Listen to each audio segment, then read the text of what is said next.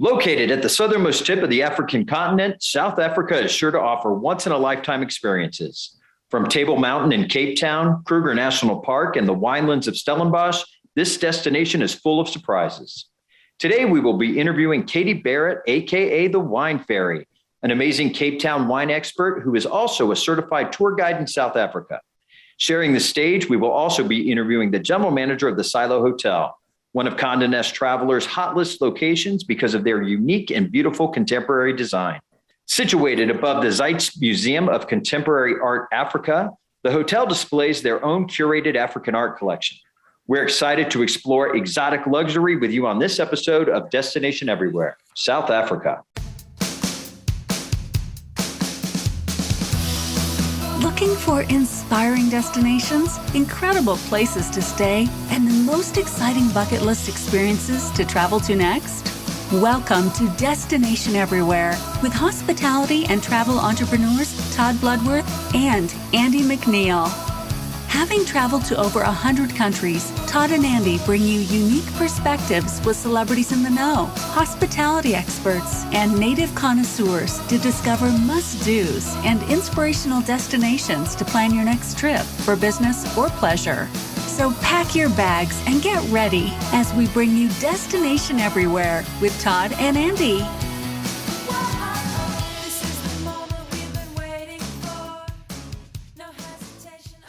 Welcome, everyone, to this edition of Destination Everywhere. I'm Andy McNeill, along with my partner, Todd Bludworth, and today we are talking about just a beautiful place, South Africa, specifically Cape Town, but we're going to talk about the entire region and all the amazing things that you can do. A lot of people don't know, and we're going to talk about a lot about this today, Todd, is that South Africa is the 10th largest wine producer on the planet. We love wine, and we got a really special guest today to help talk about that. But let's talk about South Africa in general, the culture, the region. What do you know? I do know that South Africa has got a great food scene, and it's got an up-and-coming gastronomy scene, as well as many, many award-winning chefs. So it's a great place to do a food tour as well. But there's also Kruger National Park, which is home to one of the largest game reserves, and it is an excellent safari destination. Absolutely. I think when you think about South Africa, everyone does go there. A lot of people, it's a once in a lifetime destination for just that safari. And, obviously the South Africa region has some of the best safaris on the continent. And something that is unique about South Africa is also they do have 9 different provinces. In each one of those provinces has its own diverse history and diverse culture. So if you can get out of Cape Town, definitely check out the scene around the rest of the country. Yeah, and let's not forget about just the fantastic weather. When we were there, we hit it spot on. It was absolutely gorgeous. Really makes it. So make sure you check the weather and best times of year to be there. Forget about the great weather. Todd, when you and I were there, it was just absolutely beautiful, picture perfect. Made our safari really, really special. Right. Summer temperatures range between 60 and 80 degrees, and winter temperatures between 60s and low 70s. So it's actually the perfect climate year round. We'll be right back with our next guest, Katie Barratt. And Katie is known as the Wine Fairy, and she is an expert in South African food, wine, and travel. Oh, I can't wait for this, the Wine Fairy. We'll be right back, everybody.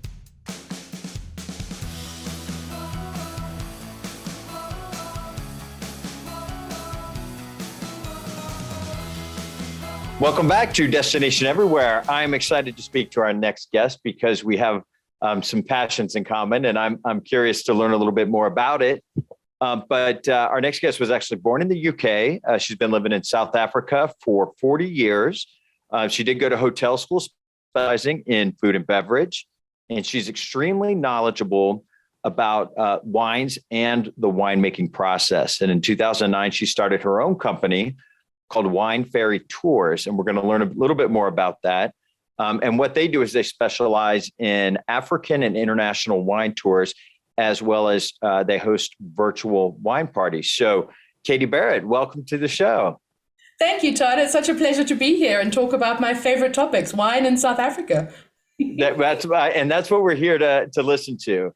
So first, I want to talk about, you're from the UK. How did you end up in South Africa?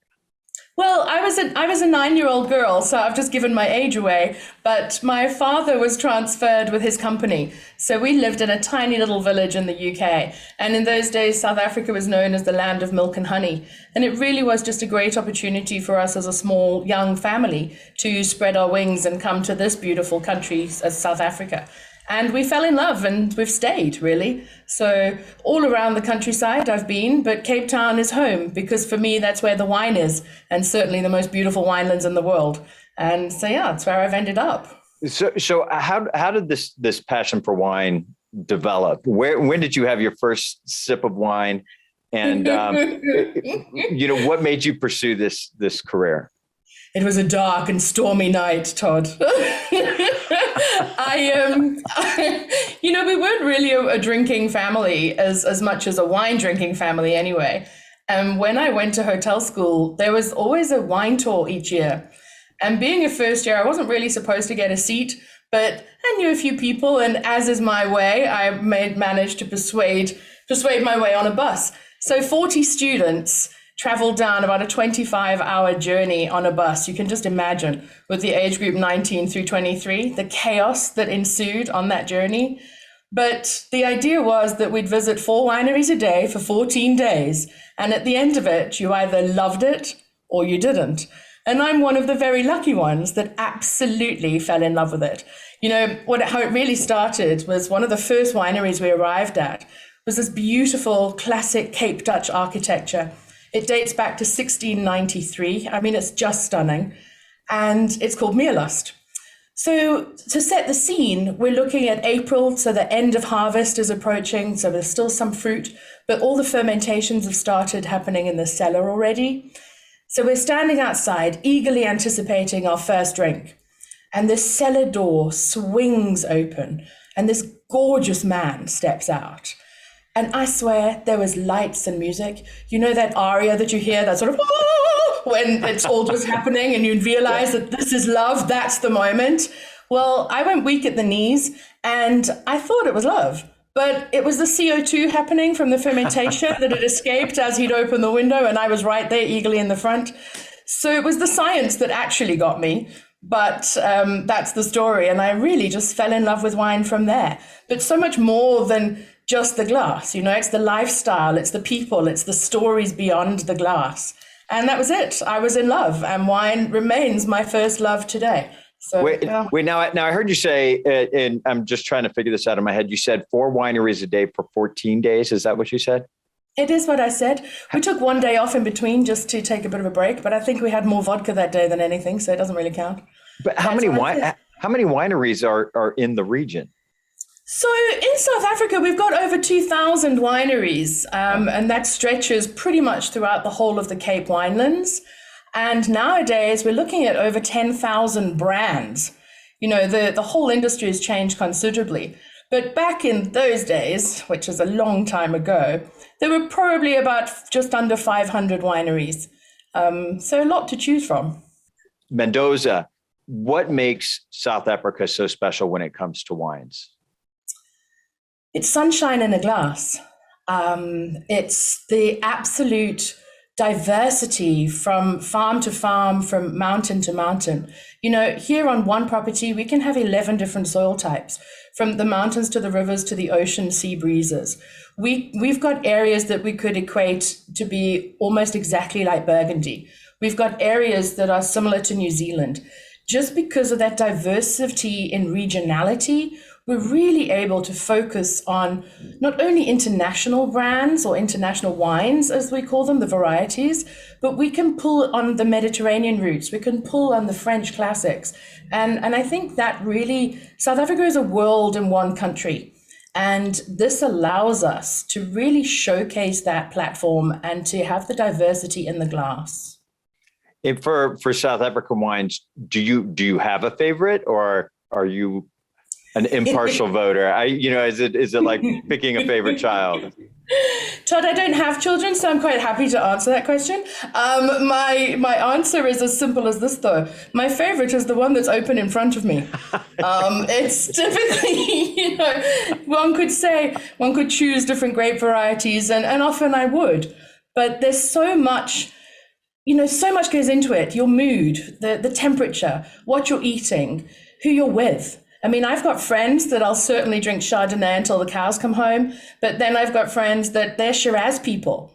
It's all about personality profiling the wine and yourself and your company. Right. So for ease of an answer, I'm going to say the one that's open. If I had to tell you what was in my glass right now and what I really promote South Africa for, it's probably going to be Chenin Blanc. Chenin is, it's a French grape, of course, from the Loire Valley. But South Africa, we've taken it on as our own. She's more of our Cinderella grape. She was the workhorse for many years. And we produce a lot of brandy here and a lot of kind of sweeter wines in the olden days. But now we wanted to benchmark ourselves against the world to be able to shine. And by taking the Chenin Blanc, which South Africa has more plantings of Chenin in this country than the rest of the world put together. Wow. So by taking that, we've really managed to benchmark ourselves against those wines from the Loire, specifically from Vouvray, and been able to shout out to the world that our credibility and our quality is absolutely fantastic. And that's why I call her Cinderella, because she's literally become our shining princess. And so I think if you think South Africa, you're always going to think Chenin as your first, but there is so much more to it. So I want to get to your business a second. I just love the name. It's a mythical name. The Wine Ferry Tours. How did this come about, and when did you? I know you started in 2009, but what kind of prompted you to do this? Yeah, so it was a dream really all along that I wanted to have my own consultancy business. And I'm all about sort of uplifting the community and the tourism and service in this hospitality industry. So I wanted to understand the entire supply chain from consumer to winery and backwards, right? So I've worked in restaurants, I've done literally every job you can in this supply chain. And that then set me up to be able to have the knowledge. I may not be good at every angle, but of course you've got the understanding of each of them. And I think that then allows you to teach other people and to have an opinion. So once I'd achieved that in 2009, it seemed right to set up the Wine Ferry. But I was moving to the Cape, so I needed sort of a transition while I was building up a reputation. Well, I had a reputation, I needed a good one. So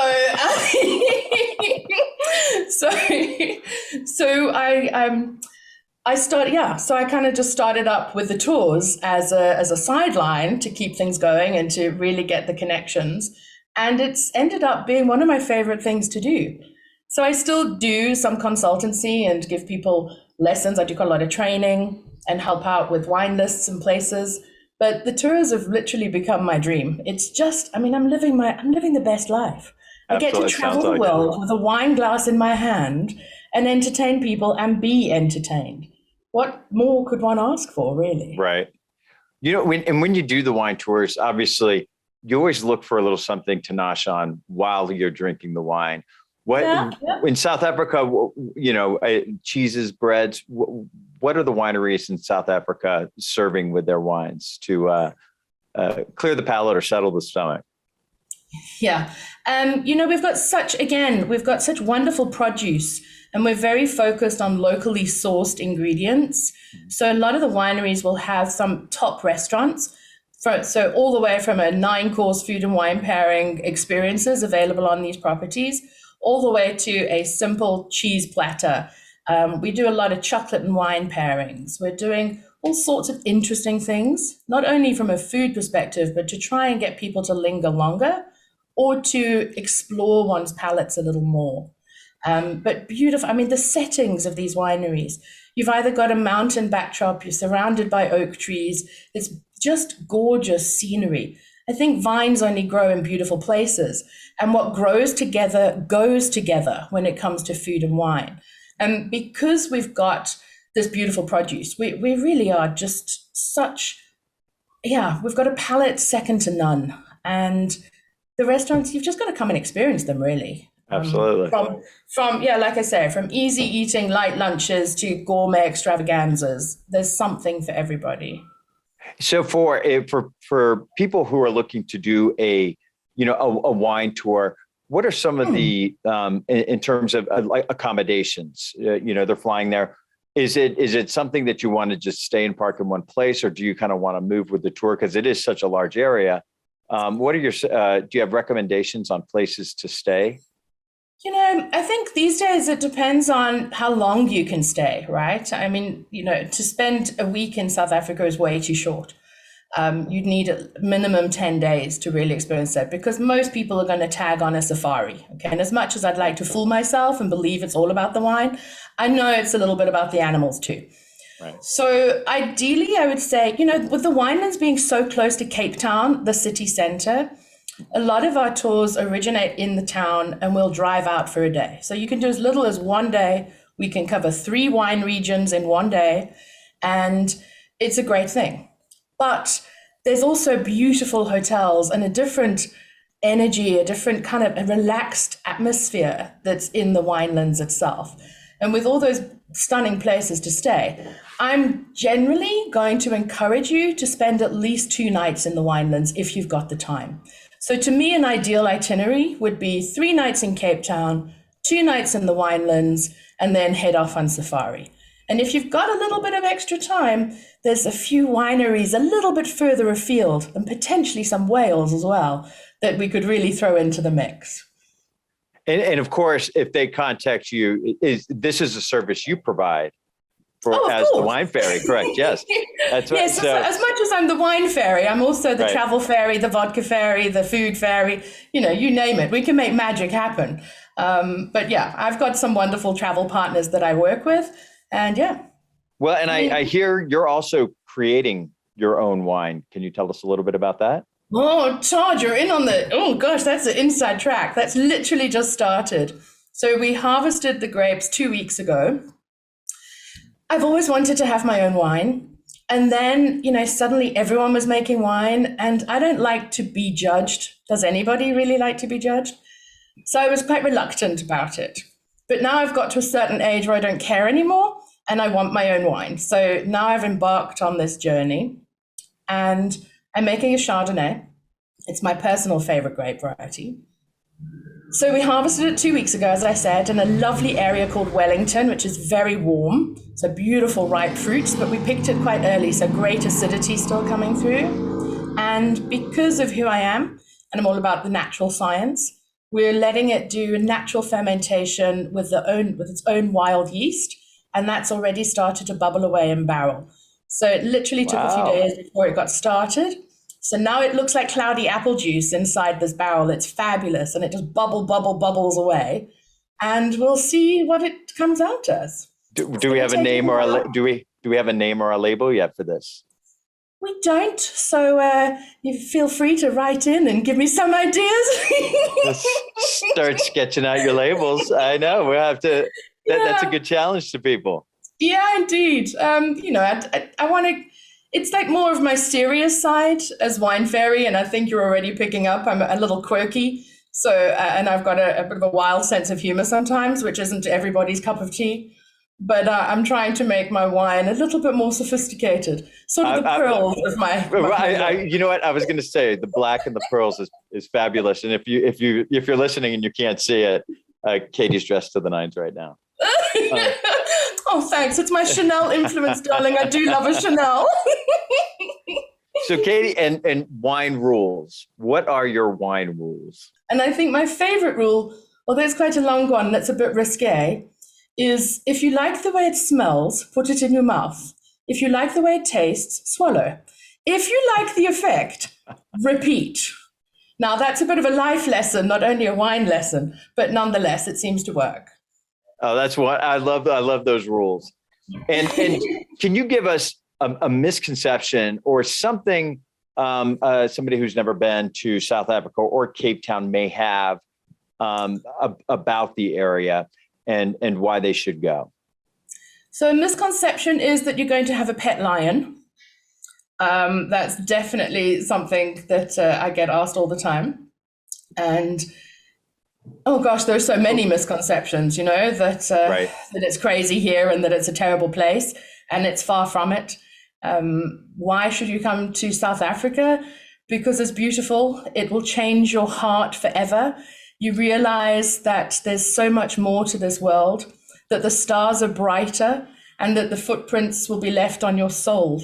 And it's just the most incredible place. The diversity of people, the rainbow nation that we are, the pride that the people have for the love of this country.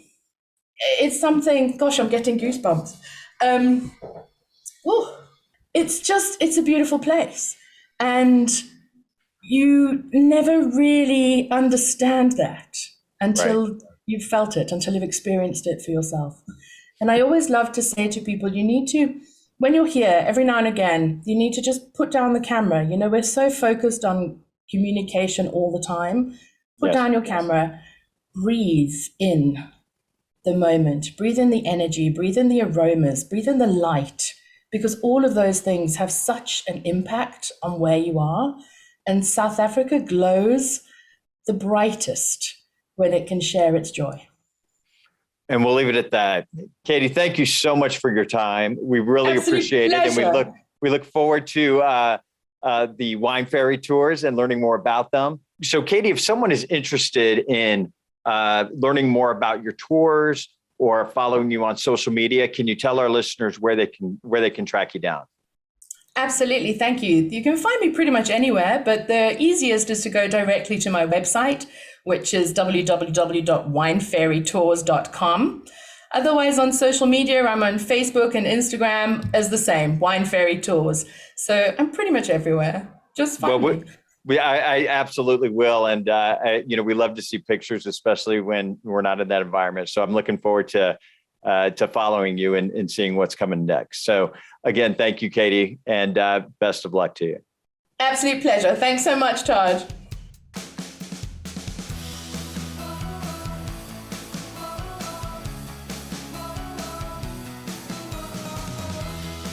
She's hilarious.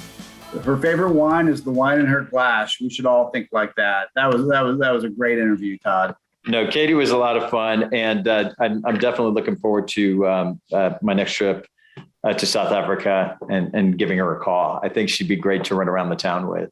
Oh, no question. Yeah, and then let's move right into our destination favorites. And one of our first ones is the wine culture in the Boland region on the Western Cape. You know, it's located just northeast of Cape Town, which makes it just really easy to get to. And like we said earlier, you know, Cape Town is one of the 10th largest wine producers. And just because it's large doesn't mean it's not fantastic. There's so many great South African wines, and they're just bringing new ones to market all the time.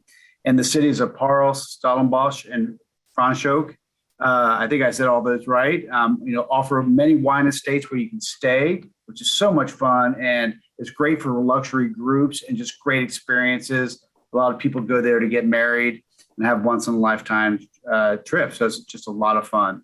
Our next destination favorite is Tabletop Mountain. So you can actually travel to the top of Tabletop Mountain via hiking or a cable car. And it was awarded Africa's leading tourist attraction. So you're going to get vantage points of Cape Town from the mountain or of the mountain from Cape Town. It's absolutely, it's just a magnificent place. And there are also many unique outdoor venues for groups and events and activities atop of the mountain. So it's something you definitely want to check out.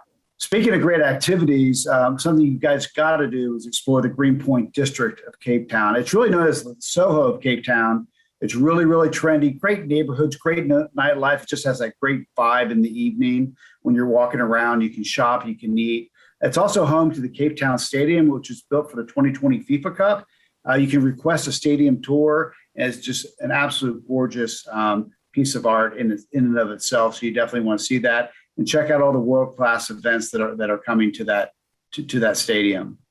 And our next destination, we're actually going to go. We're gonna leave Cape Town, and we're gonna go just outside of Johannesburg. And of course, the historic value of this recommendation is just unmatched. And this is to tour Nelson Mandela's home. And again, it's just outside of Johannesburg, and it's now known as the Mandela House. And Mandela lived there between 1946 and 1962. And the site is now a public museum containing memorabilia, paintings, and photographs of the Mandela family. So that's something you'll definitely want to check out. Yeah, and we just heard of the Wine Ferry's personal recommendations. This is something that Todd and I did when we got off the plane and we were jet lagged and we needed to stay up for a while. It was at Orange City Farmers Market. It's local and they have fresh produce. And what we learned is they have fantastic coffee to be able to kind of knock off that jet lag. But they have deli goods, artisan crafts, a great place just to walk around. Families, dogs. Yeah, absolutely. And they get there really, really early on the weekends if you go, because all the great stuff gets snapped up and you want to get the best produce early. Our last area that is a great recommendation is the Bo-Kaap area. And this is a historic district. Bo-Kaap is colorful houses. You can visit the Atlas Trading, which is a spice shop that is at the heart of Cape Malay cuisine. Or you can pop up to Faiza's Tea Garden and taste samosas, chili bites, and traditional co-sisters. And what co-sisters are, it's very similar to a beignet. It's fried dough, and it's filled with syrups or honey, and they're a very tasty treat, oftentimes a dessert. So those are our recommendations, and we will be right back. Our next guest is actually the general manager of the Silo Hotel in Cape Town, Luis Pinheiro. So we'll be right back with Luis. Are you ready to book your hotel for your next company event or family adventure? Let AMI help. We have ongoing relationships with all major hotel chains and access to over 200,000 hotels. Why us? We receive special promotions before they hit the open market, meaning significant cost savings to you. Go to destination-everywhere.com and click the Source Now button and let us get to work for you. Welcome back to this episode of Destination Everywhere. I am your host, Todd Bludworth, and I'm here with Luis Pinheiro. And Luis is the general manager of the Silo Hotel in Cape Town, South Africa. So welcome, Luis. Thank you, Todd. Thank you. It's great to be with you. So, Luis, before we get started, I want to talk about just some of the accolades that the hotel has received. It's a 5-star luxury property, and it sits in Cape Town's V&A waterfront, and it's located above the Zeitz Museum of Contemporary African Art. And the hotel has also been awarded the Best City Hotel in Africa in 2020 by Travel and Leisure magazine, and has a spot on the Condé Nast Hot List. And you've been in the business for 39 years, so you've seen a lot, and I'm sure you've traveled extensively. You're born in Mozambique, which is just on the northeast border of South Africa.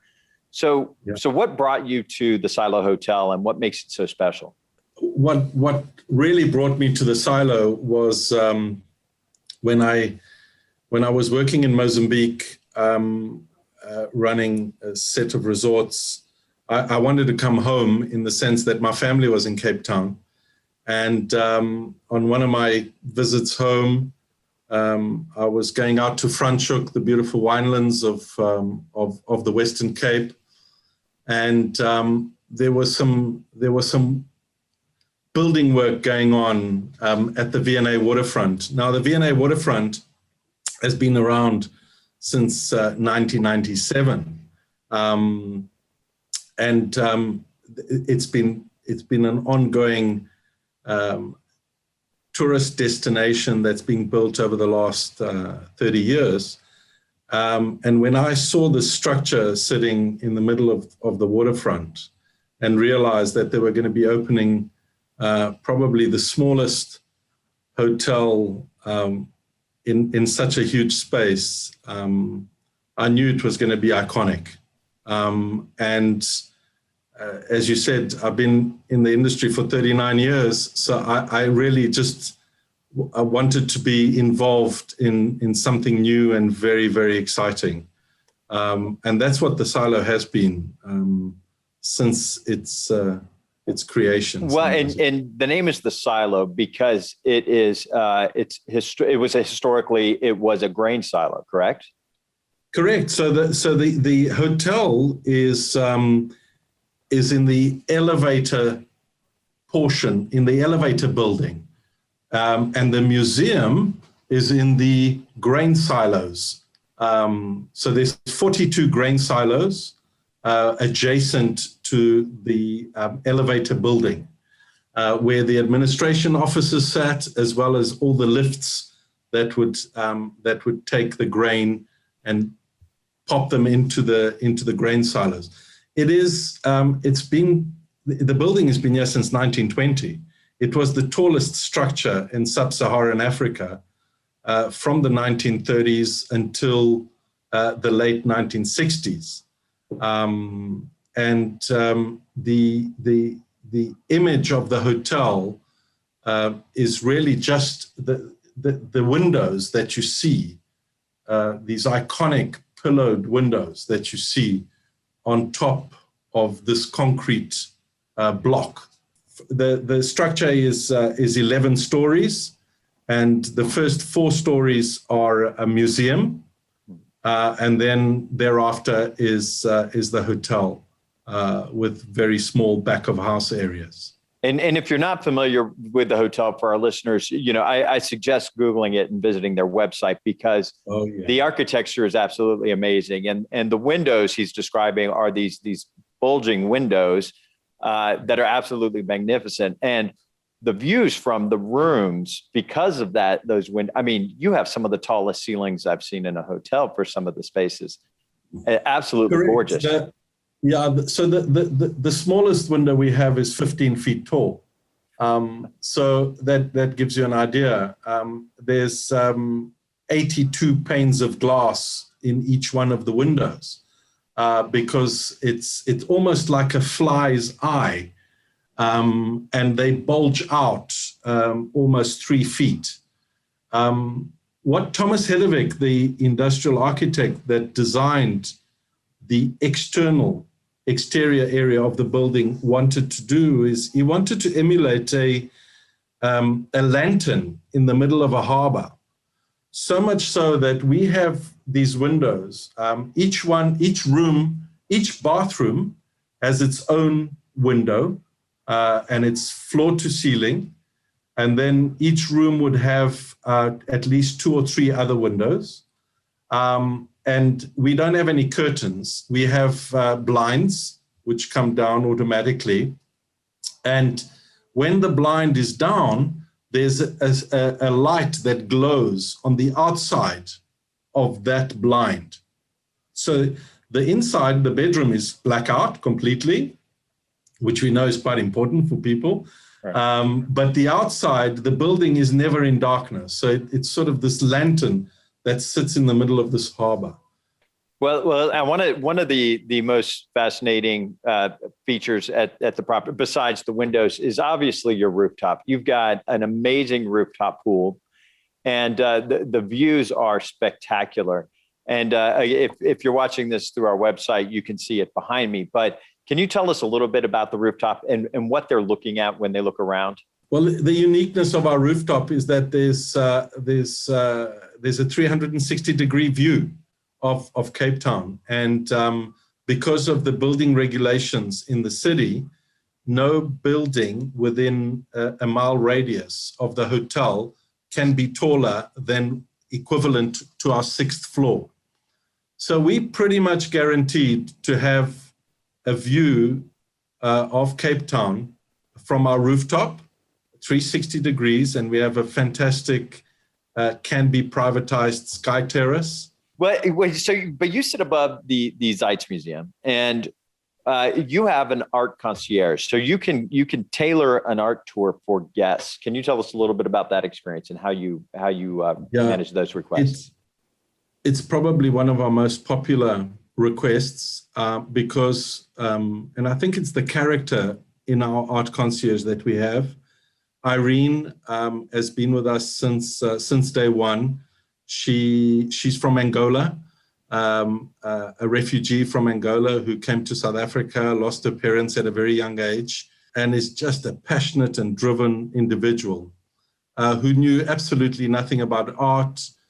She joined the silo, worked alongside our owner, Liz Biden, who has curated every art piece in the building, and became so enthusiastic about it that she went on courses and so on. So we've built her up to be this art concierge, and she's taken it a step further in that we have 350 art pieces in the hotel. So you can almost do an art tour just in the hotel that will take you 3 or 4 hours.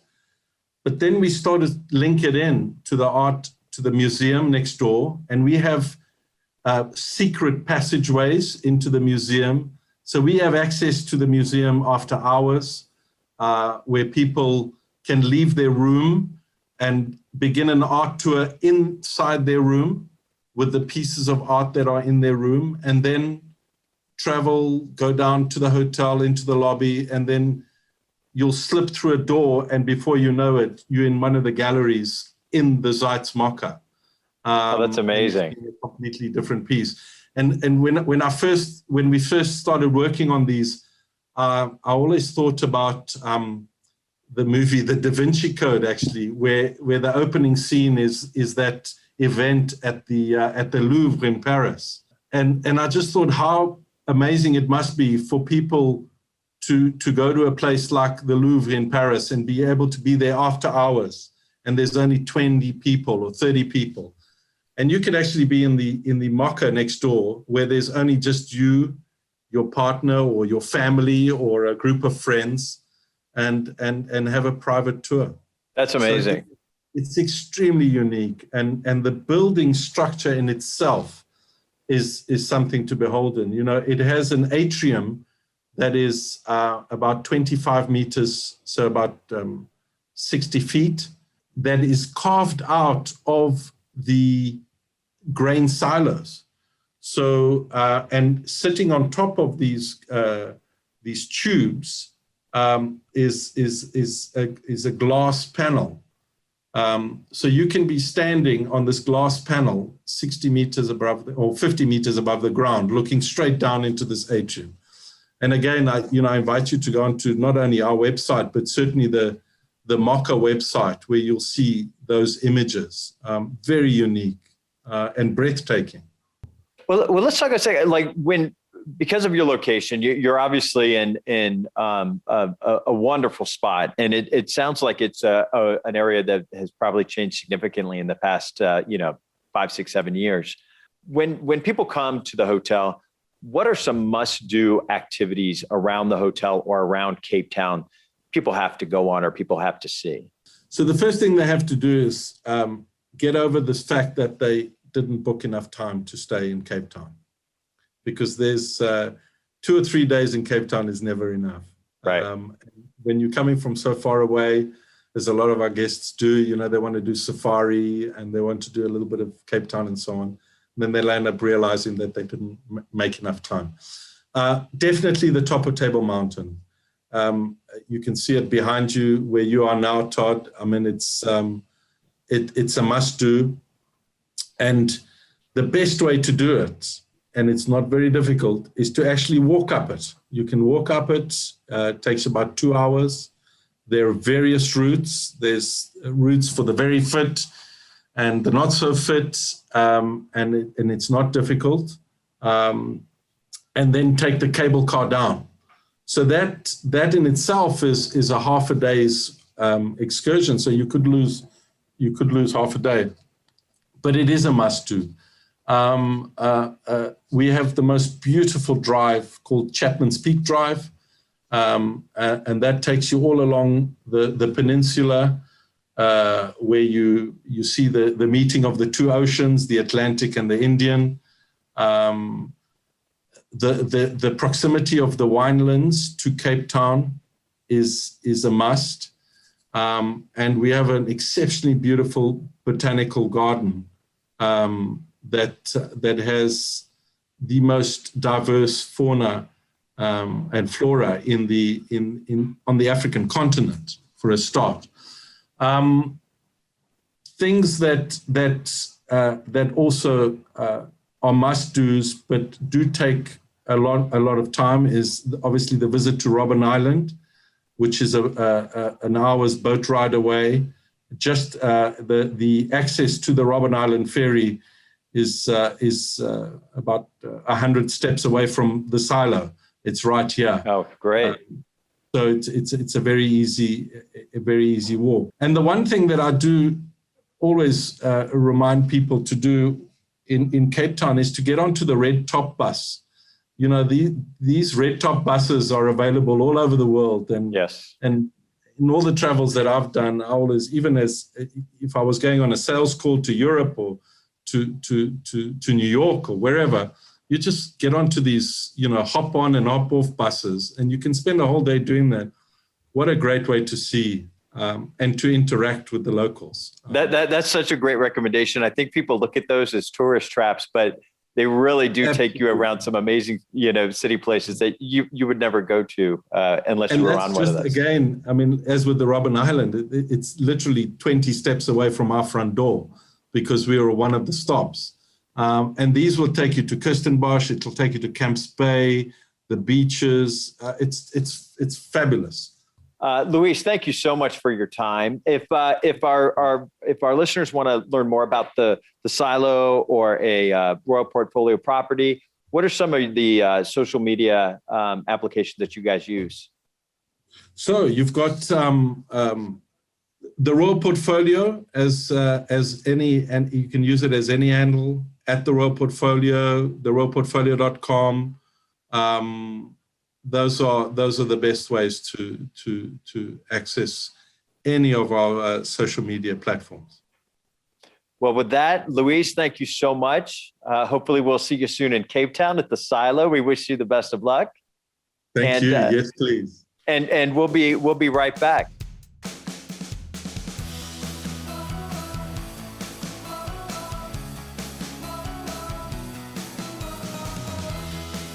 Welcome back, everyone, to this episode, Destination Everywhere. We're doing South Africa. And, when we stayed at the Silo Hotel, just a fantastic property, just class act all the way around. Really the architecture and the windows are absolutely amazing. The views you get from each of these rooms is spectacular.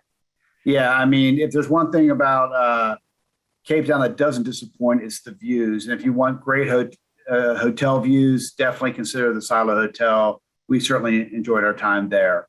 And of course, we'd like to thank members of our team here at Destination Everywhere. We'd like to thank Chris Jordan, a copywriter, Annie Fernandez, a creative director, Luis Pedraza, our podcast producer, and of course, all of our team at Lightship Studios. So thank you very much. Make sure to subscribe, rate, and review the show on your preferred podcast app or by going to www.destination-everywhere.com.